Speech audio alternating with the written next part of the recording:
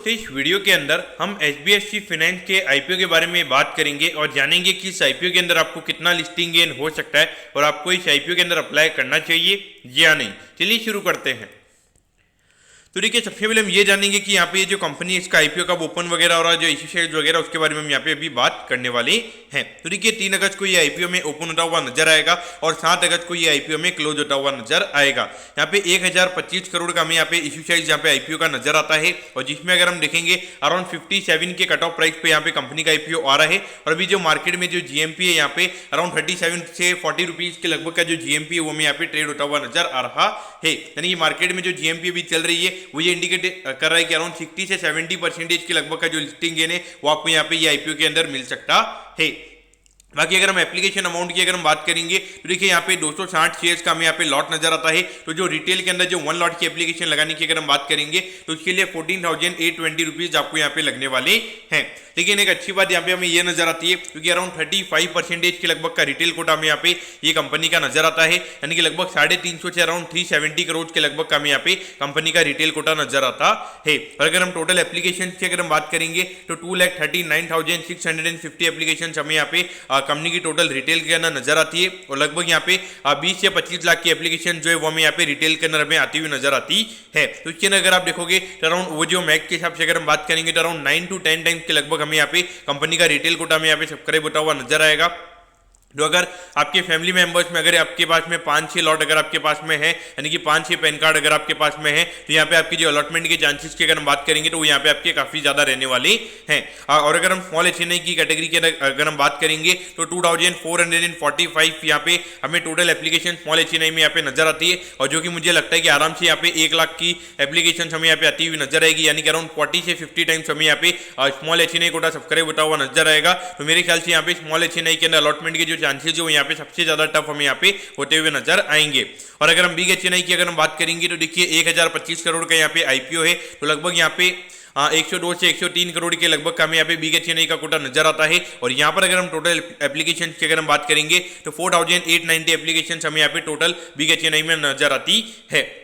तो इसके हिसाब से अगर आप देखोगे अभी लगभग 50 से 55 हज़ार की एप्लीकेशन हमें बिग एचएनआई में आती हुई नजर आ रही है। उससे ज़्यादा इतनी हमें देखने को नहीं मिली है। तो उस मैक के हिसाब से अगर हम बात करेंगे तो लगभग 11 से 12 टाइम्स हमें यहाँ पे बिग एचएनआई का जो कोटा है वो एप्लीकेशन वाइज हमें यहाँ पे सब्सक्राइब होता हुआ नजर आ सकता है। तो उस पॉइंट ऑफ व्यू से अगर हम बात करेंगे तो यहाँ पे बिग एचएनआई और रिटेल कोटा के अंदर आपके अलॉटमेंट के चांसेस ज्यादा रहेंगे। तो अगर आपको अलॉटमेंट के चांसेस ज्यादा में अगर आपको अप्लाई करना है तो अगर आपके पास में रिटेल जितने पैसे तो आपने रिटेल में अप्लाई करना चाहिए या फिर आपने बिग एचएनआई में यहाँ पे अप्लाई करना चाहिए। मेरे ख्याल से स्मॉल एचएनआई में अप्लाई करके मेरे ख्याल से यहाँ पे कोई नहीं रहेगा।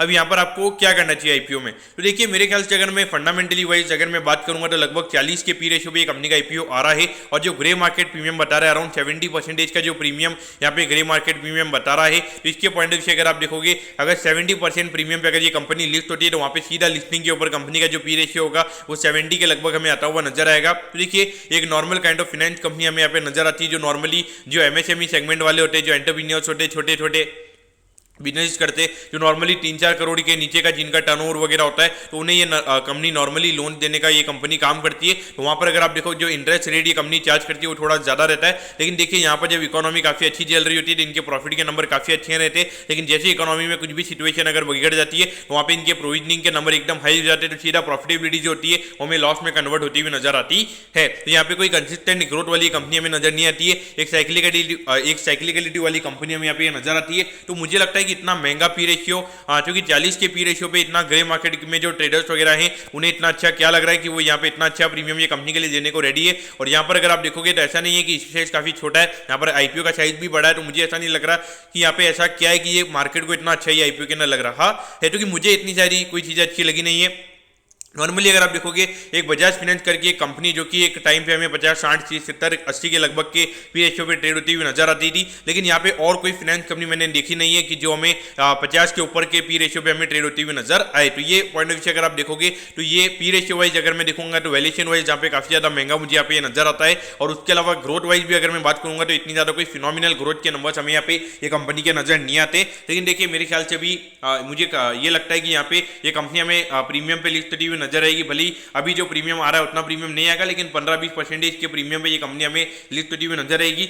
मेरा व्यू रहेगा कि long term point of view से ये कंपनी को ये मेरे ख्याल से नहीं रखना चाहिए। मुझे लगता है कि यहाँ पे रिस्क थोड़ा ज्यादा रहेगा। अगर आपको यहाँ पे अलॉटमेंट मिल जाती है तो मेरे ख्याल से आपने इसको लिस्टिंग के दिन सेल कर देना चाहिए, और अगर अलॉटमेंट नहीं मिलती तो मेरे ख्याल से कंपनी को आपने अवॉइड करना चाहिए। क्योंकि यहाँ पे दिक्कत ये रहेगी कि जैसे ही कुछ भी सिचुएशन वगैरह बिगड़ेगी तो वहाँ पे एकदम से स्टॉक 20-25% अपने ऑल टाइम हाई से गिर जाएगा और आपको पता भी नहीं चलेगा कि आपको क्या करना है, और आप फिर उस स्टॉक को होल्ड करके रख दोगे। तो उस पॉइंट ऑफ व्यू से देखा जाए तो इतना ज़्यादा मुझे इंटरेस्टिंग फैक्ट नहीं लगा। लेकिन अभी मार्केट में अभी देखा जाए तो गर्मी काफ़ी ज़्यादा है और आईपीओ के लिए लोगों की डिमांड काफ़ी ज़्यादा है। तो उस पॉइंट ऑफ व्यू से अगर हम देखेंगे तो मुझे लगता है कि आईपीओ अच्छा करना चाहिए। लिस्टिंग इनके पॉइंट ऑफ व्यू से डेफिनेटली आपने यहाँ पे इसमें अप्लाई करना चाहिए। लॉन्ग टर्म मेरा व्यू यहाँ पे नेगेटिव रहेगा। तो दोस्तों मैं होप करता हूँ कि एचडीएफसी फाइनेंस के आईपीओ के बारे में आपको सब कुछ समझ में आ गया होगा। अगर आपकी कोई भी क्वेरीज है आप कमेंट कीजिए, मैं जरूर आपके कमेंट पर रिप्लाई करूंगा।